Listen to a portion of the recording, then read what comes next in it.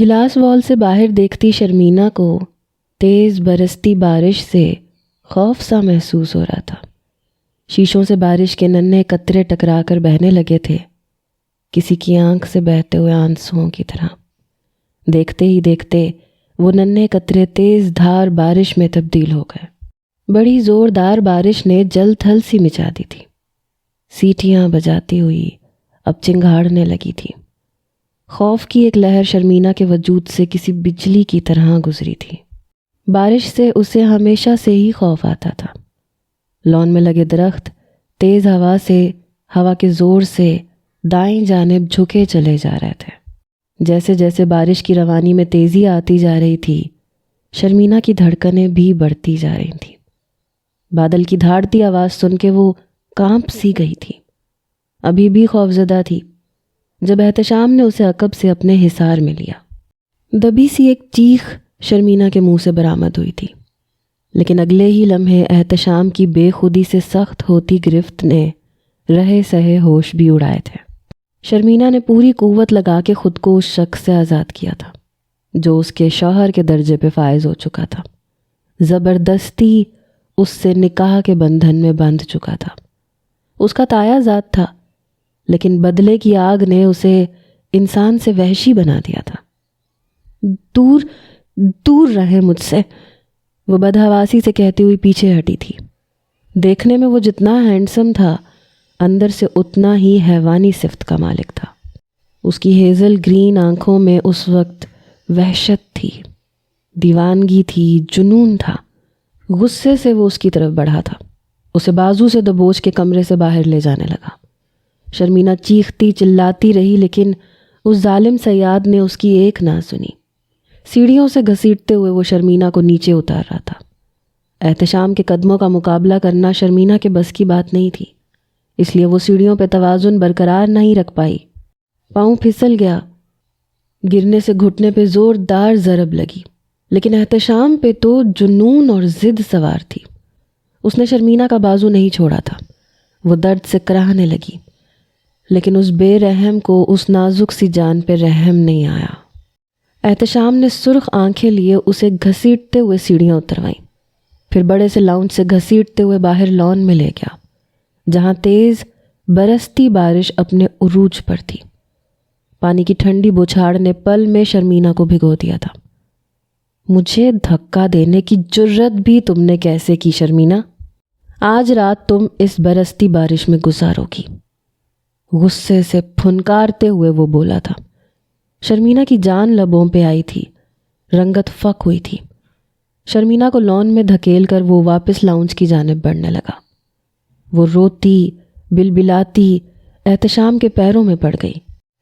مجھے اکیلا مت چھوڑ کے جائیں، مجھے بارش سے خوف آتا ہے، میرا قصور کیا ہے احتشام؟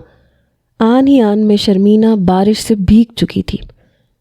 سادہ سا سیاہ رنگ کا لباس پہنے بنا دوپٹے کے سرد بارش میں کانپ رہی تھی۔ بادلوں کی گڑگڑاہٹ سن کر خوف پورے وجود میں سنسنی سا بن کے دوڑ رہا تھا۔ مجھے خود سے دور کرنے کی سزا ہے یہ، رات بھر تم یہیں رہو گی، یہ کہہ کر احتشام نے پیر سے ٹھوکر ماری، شرمینہ کو خود سے جدا کیا، پھر تیزی سے لاؤنج میں داخل ہو کے دروازہ بند کر دیا۔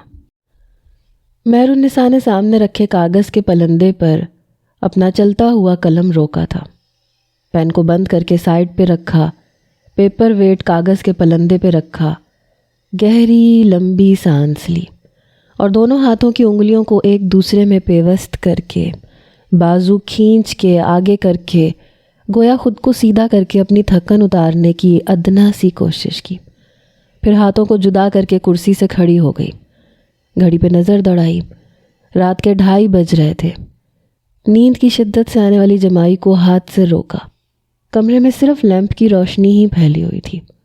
رائٹنگ ٹیبل سے اٹھ کے لیمپ آف کیا، مدھم سی روشنی باہر لاؤنج میں جلتے ہوئے بلب سے اندر کمرے میں آ رہی تھی۔ اتنی روشنی تھی کہ وہ کمرے کی ہر چیز کو بآسانی دیکھ سکتی تھی۔ آنکھیں اب نیند سے چور ہو رہی تھیں۔ بیڈ پہ دراز ہوتے ہی وہ نیند کی آغوش میں جا چکی تھی۔ مہرو اٹھو بھی، یوں نہیں جانا کیا؟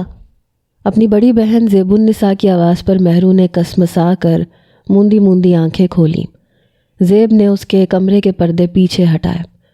چمکتی دھوپ نے موندی آنکھوں کو پھر بند ہونے پر مجبور کیا۔ اکتاہٹ سے کئی بل مہرو کی شفاف پیشانی پہ پڑے۔ زیبی پلیز پردے تو رہنے دیں ابھی، وہ نیند کی خماری میں بول رہی تھی۔ لحاف بھی منہ تک تان چکی تھی۔ زیب اس کے پاس آ گئی، لحاف اس کے منہ سے ہٹایا۔ دکھا لو اپنے نخرے چند دن اور مجھے، جب ارمان کے سنگ پیا دیس چلی جاؤ گی تب تمہیں قدر ہوگی میری۔ زیب آپی اس کے پاس بیٹھ کر اس کے ناگوار چہرے پہ بکھری لٹوں کو پیار سے ہٹا رہی تھیں۔ دونوں بہنوں میں 3 سال کا فرق تھا، لیکن مہرو زیب کو یوں نخرے دکھاتی تھی جیسے اس سے کئی سال چھوٹی ہو۔ زیبی، آپ کو کیا پتا میں نے کتنا شکر ادا کرنا ہے آپ کے جانے پہ۔ آپ جائیں گی تبھی تو موم کو میری قدر ہوگی، ورنہ میرے کام تو نظر ہی نہیں آتے، بس زیبی ہی نظر آتی ہے۔ مہر النساء کے جواب پہ زیب نے خفگی سے اس کے کان کو کھینچا تھا۔ تم اتنی تنگ ہو مجھ سے مہر؟ زیب نے آنکھیں دکھائیں تو وہ مسکرا کے اٹھ بیٹھی۔ دونوں باہیں زیب کے گلے میں ڈال کے اسے اپنے ساتھ بھینچ کے بولی، آئی مس یو سو مچ زیبی، بس اب دل کو بہلانا بھی ہے نا۔ میں فریش ہو کے آ رہی ہوں، بس 1 گلاس دودھ کا گرم کر دے، ناشتہ میں نہیں کروں گی۔ یہ کہہ کے مہرو اٹھ کے واش روم میں چلی گئی اور زیب اس کے کمرے سے باہر نکل کے کچن میں چلی گئی۔ شہوار صاحب کی 2 ہی بیٹیاں تھیں، زیب النساء اور مہر النساء۔ کنسٹرکشن کا بڑے پیمانے پہ کام تھا، نام بھی بہت کما چکے تھے۔ 5 پارٹنرز مل کر ایک بڑے پیمانے پر کنسٹرکشن کے ٹھیکے پہ کام کرتے تھے اور اپنی انویسٹمنٹ بھی کرتے تھے۔ بڑے بڑے اپارٹمنٹس اور شاپنگ مالز بنا چکے تھے۔ پیسے کی ریل پیل تھی۔ ڈیفینس میں شاندار بنگلہ تھا۔ زیب اپنے خالہ زاد سے منسوب تھی اور مہرو کا شاید فی الحال شادی کا کوئی ارادہ نہیں تھا۔ صبح یونیورسٹی جانے سے پہلے مہرو نے ڈرائیور سے پوسٹ آفس پہ گاڑی رکوا کر اپنے ناول کے مسودے کو پوسٹ آفس کے ذریعے ایک نامور ڈائجسٹ میں ارسال کیا تھا۔ پھر وہ یونیورسٹی پہنچی تھی۔ اس کی سب دوستیں اس کے ناولز کی دیوانی تھیں، لیکن فضیلہ تو جیسے عشق کرتی تھی۔ مہرو کو دیکھ کر ہی اس کی طرف لپکی۔ ہائے مہرو، نیکسٹ ایپیسوڈ کا ویٹ کرنا مشکل ہو جاتا ہے۔ احتشام تو میرا کرش بن گیا ہے۔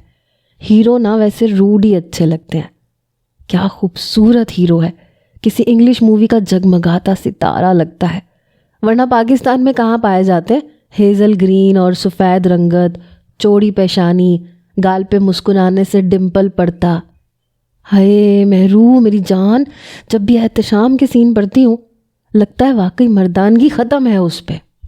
فضیلہ کا بس نہیں چل رہا تھا ناول کے اندر جا کے احتشام نامی فرضی ہیرو کا ہاتھ پکڑ کے کورٹ میرج کر لے۔ مہرو کی اطراحٹ میں مزید اضافہ ہوا۔ یہ تو کچھ بھی نہیں، آگے آگے دیکھو کیسے سیدھا کرتا ہے شرمینہ کو۔ ایک ادا سے مہرو نے آگے آئے بالوں کو ہاتھ سے جھٹکا دے کر اپنے لمبے بالوں کو پیچھے کیا تھا۔ ویسے بڑی کوئی ڈھیٹ سی ہیروئن بھری ہے تم نے، ایسی بھی کیا ضد کہ ماں باپ کے پاس ہی جانا ہے، ماں باپ کی عزت خراب ہو گئی ہے۔ ارے یہ نہیں دیکھ رہی کہ کیا ہیرو ملا ہے اسے۔ فضیلہ کو ناول کی ہیروئن پہ غصہ آیا تھا۔ یہی تو بات ہے فضی، یہ جو مڈل کلاس لڑکیاں ہوتی ہیں نا، ماں باپ کی عزت کا پاس بس انہی پہ ختم ہوتا ہے۔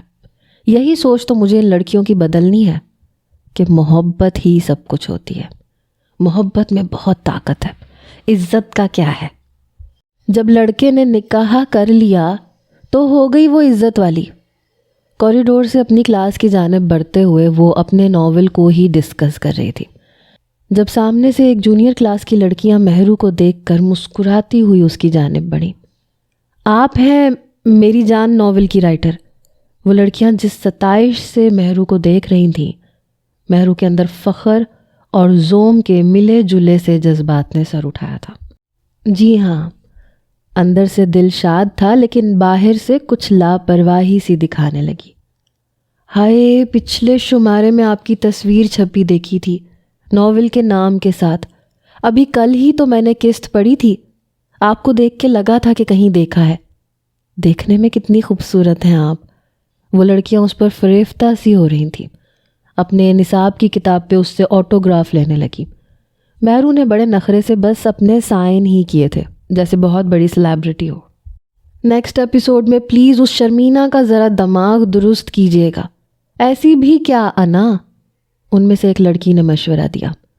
مہرو نے بس مسکرانے پہ اکتفا کیا تھا۔ میری کلاس کا ٹائم ہو رہا ہے، ایکسکیوز می، مہرو نے کتراتے ہوئے کہا اور فضیلہ کے ساتھ آگے بڑھ گئی۔ اف، تمہاری بات مجھے ماننی ہی نہیں چاہیے تھی فضی، خام میں اپنی تصویر بھیج دی۔ اب دیکھنا، اب اگلے چند دنوں میں جب نئی قسط آئے گی میرا تو یہاں پڑھنا محال ہو جائے گا۔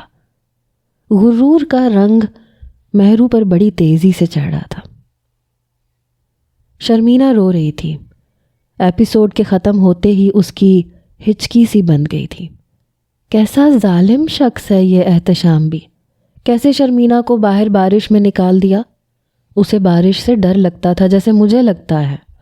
رات کے اندھیرے میں وہ اکیلی کیسے باہر لان میں برستی بارش میں رات گزار سکتی ہے؟ کیسے خوف سے کانپ رہی تھی وہ۔ اف اللہ جی، رحم کریں شرمینہ پہ۔ میں بھی شرمینہ ہوں، اسی کی ہم نام۔ جب اس پہ ظلم ہوتا ہے تو مجھے لگتا ہے میں اس کی جگہ کھڑی ہوں۔ وہ روتی ہے تو میرے بھی آنسو نکل آتے ہیں۔ یہ مرد کیوں ذرا سی بات کو انا کا مسئلہ بنا کے عورت پر ظلم کے پہاڑ توڑ دیتے ہیں؟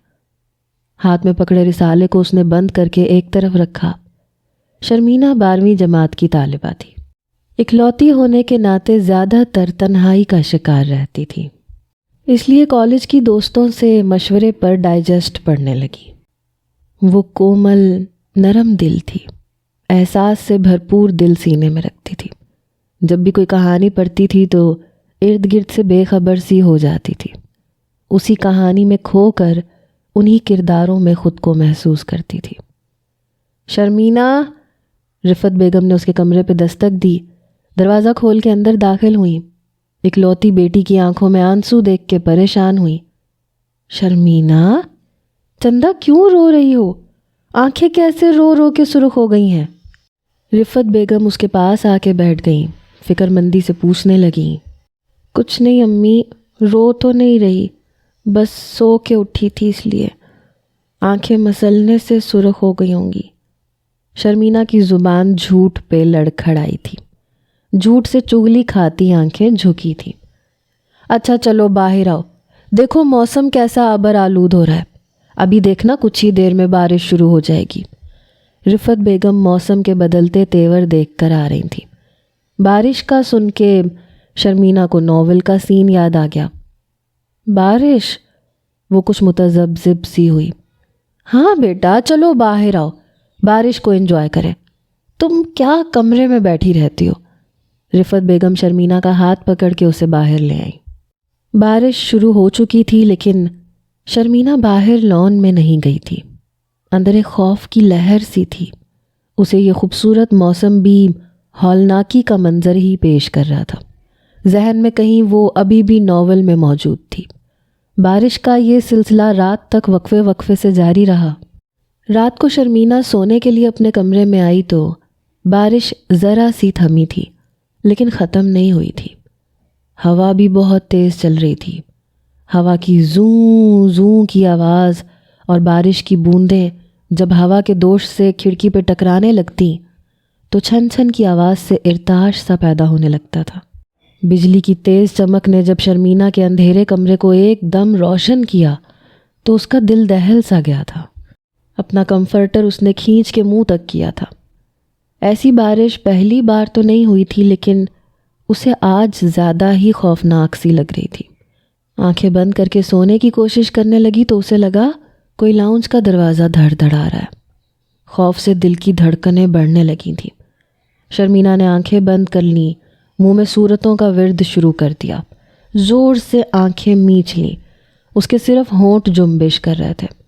اسے لگا لاؤنج کا دروازہ تیز ہوا سے نہیں بلکہ ناول کی شرمینہ کے زور سے کھٹکھٹانے سے بج رہا ہے۔ وہ باہر بارش میں کھڑی رو رہی ہے، احتشام کی منتیں کر رہی ہے، پلیز احتشام دروازہ کھول دو، لیکن وہ شخص بے حس سا اندر بیٹھا تھا۔ کافی دیر تک وہ یوں ہی ڈرتی رہی۔ اس کے بعد نہ جانے کب نیند اس پر مہربان ہوئی۔ ذکی نے ایک فائل سامنے بیٹھے شخص کے سامنے پھینکی تھی۔ وہی گھسی پٹی سی کہانیاں۔ آپ کو سمجھ کیوں نہیں آتا فراز صاحب؟ مجھے کچھ نیا چاہیے، سم تھنگ ڈفرینٹ۔ فراز صاحب کی تیوری چڑھی تھی اس کم عمر ڈائریکٹر کو دیکھ کے۔ ذکی صاحب، آج کل تو ایسی ہی کہانیوں کی ڈیمانڈ ہے۔ آپ کو نہیں پسند تو آپ کی مرضی ہے، مجھے تو اور بہت سی اچھی جگہ سے آفر ہو چکی ہیں۔ سامنے بیٹھے فراز صاحب جو کہ 50 کے لگ بھگ تھے، اپنی کہانی کی فائل اٹھا کے کھڑے ہو گئے۔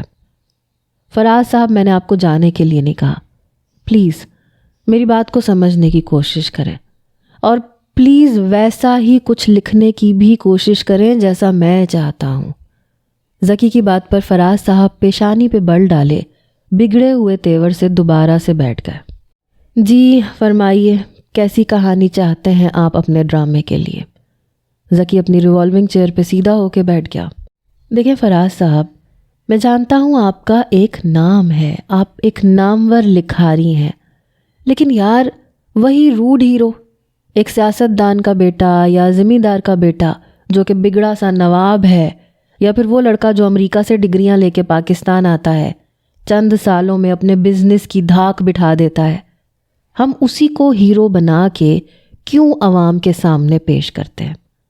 پھر وہی ہر دوسرے چینل پہ چلنے والی سٹوریز، بزنس مین کو پورا شہر چھوڑ کے ایک عام سی مڈل کلاس لڑکی جو کہ اسی کے آفس میں عام سی امپلائی ہوتی ہے وہ پسند آ جاتی ہے، اور ذمہ دار کے بگڑے نواب کو عام سی مڈل کلاس یونیورسٹی کی لڑکی پسند آ جاتی ہے جس سے وہ زبردستی شادی کر لیتا ہے۔ آپ کو نہیں لگتا فراز صاحب یہ سب ایک خواب جہان کی باتیں، اونلی امیجینیشن؟ سامنے بیٹھے فراز صاحب گلاس پکڑے گھونٹ گھونٹ ٹھنڈی بوتل پی رہے تھے۔ ذکی کو لگا وہ اس کی بات کو توجہ سے سن نہیں رہے۔ دیکھیں، مجھے ایک عام سے شخص کی کہانی چاہیے۔ ذکی ڈائریکشن کی لائن میں ایک ابھرتا ہوا نیو ٹیلنٹ تھا جس میں کچھ الگ سا کر دکھانے کی چاہ تھی۔ وہ سامنے رکھے پیپر ویٹ کو ٹیبل پر گھماتے ہوئے سامنے بیٹھے شخص کو یہ بتانا چاہ رہا تھا کہ وہ کچھ الگ سا کرنا چاہتا ہے۔ فراز صاحب نے خالی گلاس ٹیبل پہ رکھا۔ جی تو میں لکھ دیتا ہوں، ایک غریب سا لڑکا ہوگا جو اپنی غربت اور افلاس کو ختم کرنے کے لیے ساری جمع پونجی لگا کے بیرون ملک چلا جاتا ہے، اور وہاں اس کی ملاقات کسی رئیس یا اس کی بیٹی سے ہو جاتی ہے، اور پھر ان کی محبت بھری کہانی شروع ہو جاتی ہے اور وہ راتوں رات امیر ہو جائے گا۔ ذکی نے چڑ کے آگے کی کہانی سنائی۔ فراز صاحب مسکرانے لگے۔ جی بالکل آپ ٹھیک سمجھے ہیں۔ فراز صاحب مطمئن ہوئے کہ چلو اونٹ کسی کروٹ تو بیٹھا۔ فراز صاحب اس کے علاوہ کوئی اور آپشن ہے؟ ذکی زچ سا ہو کے رہ گیا تھا۔ جو وہ بنانا چاہتا تھا فراز صاحب وہ سمجھ نہیں پا رہے تھے۔ کچھ دیر فراز صاحب سوچنے لگے، پھر یوں مسکرائے جیسے مسئلہ ہو گیا حل۔ ایک امیر کبیر ڈان شخص، اس کا رائٹ ہینڈ ہم ہیرو کو بنا سکتے ہیں۔ آج کل تو ایسے ڈراموں کی مانگ بھی بہت ہے۔ ہیرو کی اگر رنگت بھی کچھ۔ اس سے پہلے کہ فراز صاحب مزید کچھ بولتے، ذکی نے ہاتھ کے اشارے سے انہیں روک دیا۔ اوہ پلیز فراز صاحب، مجھے ایک ہٹ ڈرامے کی کاپی نہیں کرنی، مجھے کچھ ایسا ہٹ ڈرامہ بنانا ہے جس کو دیکھ کر لوگوں کی سوچ بدل جائے۔ ہاں تو اس ڈرامے سے لڑکیوں کی سوچ میں واضح فرق آ گیا ہے۔ ذکی صاحب، سانولے لڑکوں کی ڈیمانڈ مارکیٹ میں بہت بڑھ گئی ہے۔ ذکی مجبوراً بڑے ضبط سے اس شخص کو دیکھ رہا تھا جو اسے ایک کہانی کے بجائے لڑکوں کے مارکیٹ ریٹ بتا رہے تھے۔ آپ جا سکتے ہیں فراز صاحب، اگلی بار کچھ نیا لکھ کے لائیے گا۔ ذکی کو لگا کہ اگر اب یہ شخص کچھ بھی بولا تو اس کے ہاتھ سے ضرور ضائع ہو جائے گا۔ تو پھر ہیرو کا نام شیرزاد کیسا رہے گا؟ فراز صاحب نے ہیرو کا نام بتا کے ذکی کے صبر کا آخری امتحان لیا تھا۔ وہ رہا باہر کا دروازہ۔ ذکی نے اپنے آفس کے دروازے کی طرف اشارہ کیا۔ فراز صاحب اس کی بات کا مفہوم سمجھ کے بڑے غصے سے باہر نکل گئے تھے۔ سارے کے سارے لکیر کے فقیر ہیں۔ ہاتھ میں پکڑا پیپر ویٹ اس نے ٹیبل پہ پٹکا تھا۔ جہاز نے پاکستان کی سرزمین پر اپنے چرچراتے ٹائر جمائے تھے۔ حازم نے 3 سال بعد پاکستان میں قدم رکھا تھا۔ دل میں دبی دبی امنگوں نے پھر سے سر اٹھایا تھا۔ 3 سال پہلے اس کے والد نے اٹلی میں ہی مستقل قیام کا فیصلہ کیا تھا۔ اپنے آبائی بنگلے نما محل لاڑکانہ میں ملازموں کے رحم و کرم پہ چھوڑ رکھا تھا، اور کراچی کا ایک پوش علاقے کا بنگلہ بالکل بند پڑا تھا۔ رشتہ دار کے طور پر ایک پھپھو ہی تھیں اس کی کراچی میں۔ والد کی ایک ہی بہن تھی۔ والدہ کے رشتہ دار لاڑکانہ میں مقیم تھے۔ خود بھی اپنے والدین کی اکلوتی اولاد تھا، اور رفت پھپھو کی بھی ایک ہی بیٹی تھی جو عمر میں اس سے 7 سال چھوٹی تھی۔ سارا بچپن اس باربی ڈال جیسی کزن کے ساتھ کھیل کر اور اس کی معصومانہ باتیں سن کر گزرا تھا۔ جب والد صاحب نے اٹلی جانے کا فیصلہ کیا تو سب سے زیادہ مخالفت حازم نے کی تھی۔ شرمینہ بھی سن کر اداس سی ہو گئی تھی، لیکن چونکہ حازم سے ڈرتی بھی تھی اس لیے اس کے جانے پہ زیادہ دکھی نہیں تھی۔ اس وقت 10ویں جماعت میں قدم ہی رکھا تھا۔ پھپھو کی تو بھتیجے میں جان بستی تھی۔ بھائی کے فیصلے نے دوست جیسی بھاوچ کو دور کر دیا تھا۔ رفت بیگم کا تو رو رو کے برا حال تھا۔ سہیل صاحب نے بہن کو کندھے کے ساتھ لگا کے تسلی دی تھی۔ ہر سال تمہیں بلا لیا کروں گا اپنے پاس، کیوں فکر کرتی ہو؟ سہیل صاحب نے بہن کے سر پر بوسہ دیتے ہوئے کہا۔ رہنے دیں بھائی، آپ کے جھوٹے دلاسے مجھے مطمئن نہیں کر سکتے۔ خود تو ساری زندگی پردیس میں گزار دی، اب بھابھی اور حازم کو بھی لے جا رہے ہیں۔ میرا تو مانو میکہ ہی آپ نے چھین لیا۔ رفت بیگم کے پاس ڈھیروں شکوے تھے۔ سہیل صاحب نے مدد طلب نظروں سے بیوی کی طرف دیکھا کہ شاید وہ رفت بیگم کو سمجھانے کی کوشش کرے، لیکن وہ تو خود موٹے موٹے آنسو بہا رہی تھی۔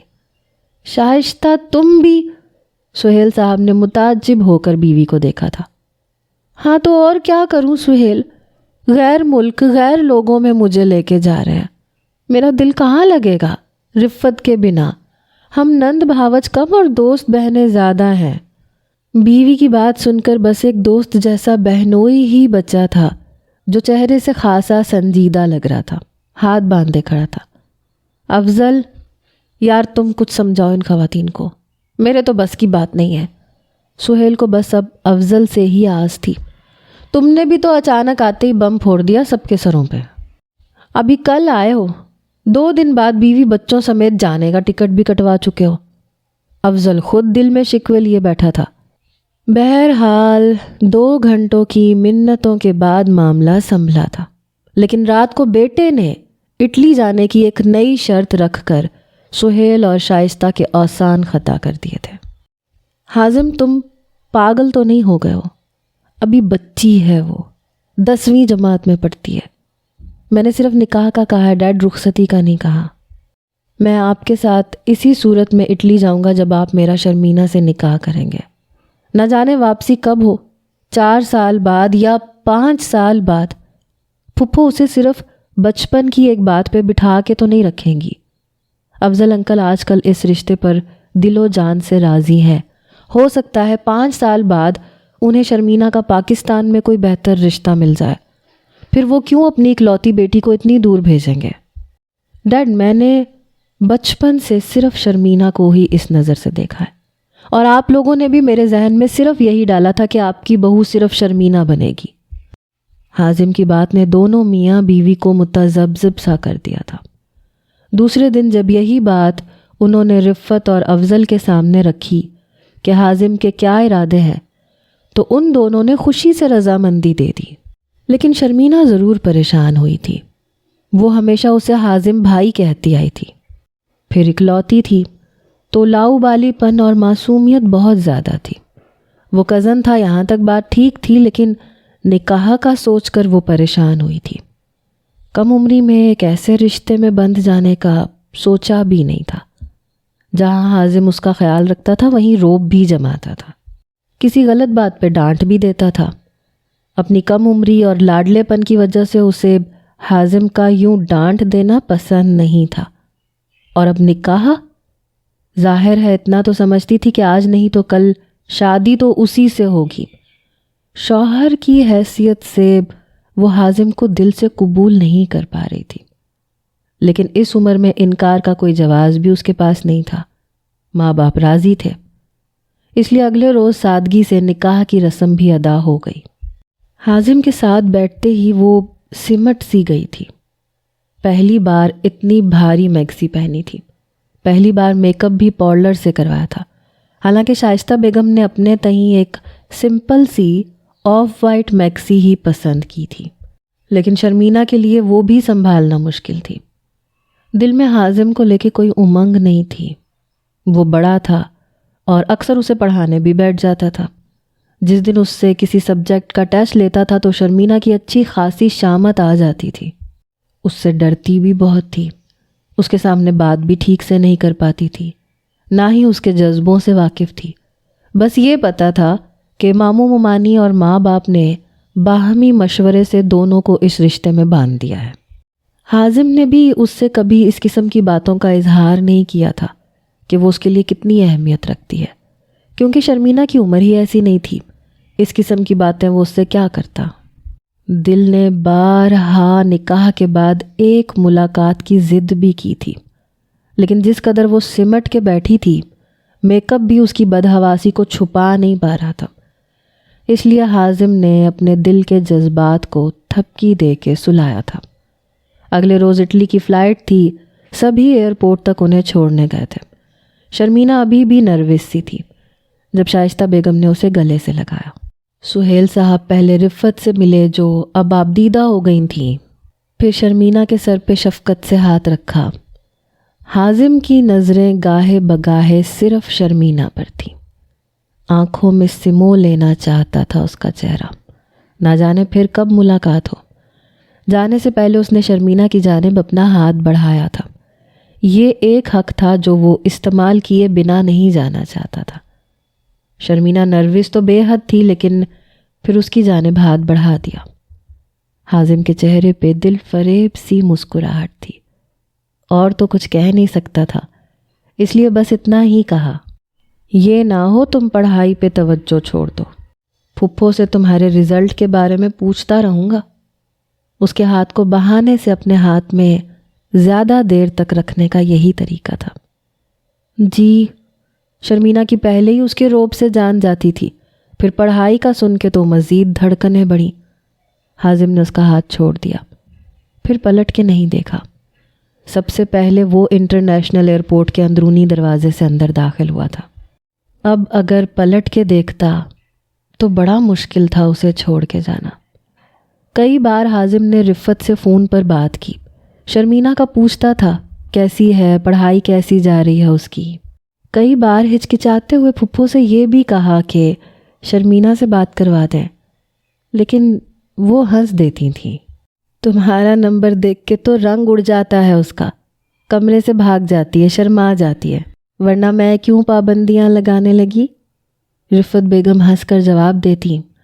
اپنا موبائل وہ حازم کا نمبر دیکھتے ہی آف کر دیتی تھی، بس اپنے رزلٹ کی مارک شیٹ اسے واٹس ایپ کر دیتی تھی۔ اچھے گریڈ سے انٹر اس نے میڈیکل سے پاس آؤٹ کیا تھا، لیکن بہت شرمیلی اور عدم اعتماد والی لڑکی تھی۔ میڈیکل بھی اپنی چوائس پر نہیں بلکہ حازم کی خواہش پہ لیا تھا۔ یہ نہیں کہ محبت میں ٹال نہیں پائی تھی، بلکہ خوف کے مارے انکار نہیں کر پائی تھی۔ 3 سال میں حازم نے نہ اس کی آواز سنی تھی، نہ اسے دیکھا تھا کہ اب کیسی دکھتی ہے۔ ابھی بھی وہ سرپرائز دینے کے لیے بنا پیشگی اطلاع کے کراچی پہنچا تھا۔ اب دل کی بے قراریوں میں اضافہ ہوا۔ پورا راستہ بڑی مشکل سے کٹا۔ کبھی نکاح کی میکسی میں وہ ملبوس نظر آتی، کبھی ایئرپورٹ پر چھوڑتے وقت گھبرائی ہوئی سی اس سے ہاتھ ملاتی ہوئی۔ جمال صاحب، آپ کو میں نے پہلے بھی کہا تھا کہ میرا نمبر آپ میرے کسی بھی فین کو نہیں دیں گے۔ ہم لکھاری آپ لوگوں پہ بھروسہ کر کے اپنا کانٹیکٹ نمبر آپ کو دیتے ہیں۔ مہرالنساء رسالے کے ایڈیٹر پر برہم ہو رہی تھی۔ دیکھیں، میں آفس میں موجود نہیں تھا، آپ کے فینس کا تو تانتا سا بندھنے لگ گیا ہے، لڑکے لڑکیاں آپ سے بات کرنے کو بےتاب نظر آتے ہیں۔ آپ کا ناول میری جان سب کی جان بن چکا ہے۔ دیکھیں یہ سب تو میرے ہر ناول پہ ہوتا ہے، لیکن اس بار ڈمپ کالز کی وجہ سے میں تنگ آ چکی ہوں۔ میں سم چینج کر رہی ہوں اور میں اپنا نمبر آپ کو بھی نہیں بتاؤں گی۔ آئی ایم سوری مہر النساء، لیکن مہر النساء نے کال ڈسکنیکٹ کی۔ کئی لڑکے لڑکیوں کی کالز آ رہی تھیں۔ ناول کے ساتھ ساتھ اس کے حسن کے قصیدے بھی شروع ہو چکے تھے۔ جب تک اس نے اپنی تصویر نہیں بھیجی تھی تب تک سب کو یہ لگتا تھا کہ لکھنے والی کوئی خاتون ہوں گی۔ رسالے کے آخری صفحات پر اس کی تعریف ہوتی تھی۔ بہت سی خواتین کے ساتھ ساتھ مرد حضرات بھی اس کے رومانوی انداز کو سراہتے تھے، لیکن جب سے فضیلہ کے کہنے پہ اس نے اپنی تصویر اپنی کہانی کے ساتھ بھیجی کہ لگا دی جائے تو نوجوانوں کے تبصرے بدلنے لگے۔ اس کی تعریفی کلمات میں اضافہ سا ہونے لگا۔ پھر یونیورسٹی کے کئی لڑکے بھی آٹوگراف اور اس کے ساتھ سیلفی کی ضد کرتے نظر آنے لگے۔ ایڈیٹر کو یہ فائدہ ہوا کہ اس کے رسالے کی مانگ اور بھی بڑھ گئی۔ پہلے پہل تو مہرو کو بھی شہرت کا مزہ سا آنے لگا تھا، لیکن ڈمپ کالز اور رومانوی اور جذباتی قسم کے میسیجز پڑھ کر وہ تنگ آ چکی تھی، اس لیے پہلی فرصت میں سم بدل لی۔ پھر یونیورسٹی میں بھی وہ خاص کلاسز لے کر چلی جاتی تھی۔ گھر میں اس کی بہن کی شادی کی تیاریاں چل رہی تھیں۔ شادی کی وجہ سے اس نے باقی ساری ایکٹیویٹیز چھوڑ دی تھیں۔ مہندی پر اس نے لہنگے کے بجائے لائٹ گرین سی میکسی پہنی تھی۔ مہر النساء کا شمار خوبصورت لڑکیوں میں ہوتا تھا۔ بال کندھوں سے قدرے نیچے تک تھے، گوری رنگت، ستواں ناک، نیم باز لمبی لمبی پلکیں، اس پر بلا کا اعتماد۔ ہال میں سب کی نظروں کے حصار میں تھی۔ بہن اور بہنوئی کے ساتھ رسمیں حنا کر کے بہنوئی کے ساتھ ہی بیٹھ گئی تھی۔ کل بارات ہے ارمان بھائی، ذرا جیب میں بھر کے لائیے گا۔ مہرو کی بات پر ارمان مسکرانے لگا۔ ہاں ہاں، اپنے سارے گلک میں آج ہی اسٹور سے باہر نکال کے لے آیا ہوں۔ کل میری جیب سے تمہیں ریزگاری اچھی مل جائے گی۔ ارمان کی بات پر وہ اسے تعجب سے گھورنے لگی۔ ارمان بھائی، میں کوئی فقیر ہوں؟ آپ گلک اپنے سنبھال کے رکھیں، میں تو چیک پہ بھروسہ کرتی ہوں۔ ارمان بھی اسے مذاق میں پریشان کر رہا تھا۔ کل کی کل دیکھی جائے گی، ابھی میرے ساتھ چلو، تمہیں کسی سے ملواتا ہوں۔ طبیعت باغ باغ نہ ہو جائے تو پھر کہنا۔ یہ کہہ کے وہ اسٹیج سے اٹھ گیا تھا کیونکہ رسم حنا ادا ہو چکی تھی۔ مہرو کا ہاتھ پکڑے وہ اسے مہمانوں کے بیچ لے جانے لگا۔ ارمان بھائی، کس سے ملوانا ہے مجھے؟ مہرو کو بھی دلچسپی سی ہو رہی تھی۔ ہے ایک میرا دوست، تھوڑا خبتی سا، آج کل اسے ایک اچھے رائٹر کی تلاش ہے۔ مجھ سے ذکر کیا تو مجھے تمہارا خیال آ گیا۔ اگر تمہاری کہانی پکچرائز ہو جائے تو کیا حرج ہے؟ ارمان کی بات سن کے مہر النساء کو لگا کہ خواب دیکھ رہی ہے، ایک حسین خواب۔ ایک نئی رائٹر کے لیے ایسا ہو جانا کسی معجزے سے کم نہیں تھا۔ 2 سال سے وہ ایک ڈائجسٹ میں لکھ رہی تھی۔ بلا شبہ اس کی کہانی کے دل دادا بہت سے نوجوان لڑکے لڑکیاں تھیں، لیکن ڈرامے کی تو بات ہی الگ ہوتی ہے۔ ارمان ایک شخص کے عقب میں لے جا کر اسے کھڑا ہو گیا۔ سفید شلوار قمیض میں ملبوس اس شخص کی ارمان اور مہر النساء کی جانب پشت تھی۔ وہ کسی اور شخص سے محو گفتگو تھا۔ ذکی، ارمان کے پکارنے پر بے ساختہ وہ پلٹ کے ارمان کو دیکھنے لگا۔ اچھا خاصا خوش شکل سا نوجوان تھا، ہاتھ میں سافٹ ڈرنک کا گلاس پکڑے مسکرا رہا تھا۔ مل گئی تمہیں رسموں سے فرصت، آ گیا دوستوں کا بھی خیال؟ ذکی نے ارمان سے شکوہ کیا۔ چند دن پہلے ہی اس نے اپنی پریشانی کا تذکرہ ارمان سے کیا تھا۔ اس وقت ارمان نے اس سے مہر النساء کے بارے میں ذکر کیا تھا۔ اپنی شادی میں دلہا دوستوں کو کم ہی میسر آتا ہے۔ اینی ویز، ان سے ملو، یہ ہے میری چھوٹی سی کزن پلس بہن اور پلس سالی صاحبہ۔ ارمان نے مہر النساء کا تعارف کرواتے ہوئے کہا۔ ذکی نے پہلے مہرو پر بس ایک اچٹتی سی نظر ڈالی، لیکن تعارف کے بعد ایک بھرپور نظر سے نوازا تھا۔ ہیلو، مسکرا کر ذکی نے بات کی ابتدا کی۔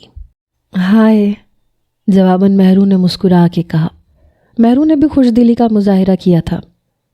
اور پلس اور بھی ہے، یہ ڈائجسٹ میں لکھتی بھی ہیں۔ جب یہ سنا تھا کہ ارمان اسے ایک ڈائریکٹر سے ملوانا چاہتا ہے تو وہ ایک ادھیڑ عمر شخص کا سوچے بیٹھی تھی، لیکن وہ تو قدرے جوان تھا۔ جیسی حیرت مہرو کو ذکی کو دیکھ کر ہوئی تھی، ایسی ہی حیران نظریں ذکی کی بھی مہرو کی طرف اٹھی تھیں۔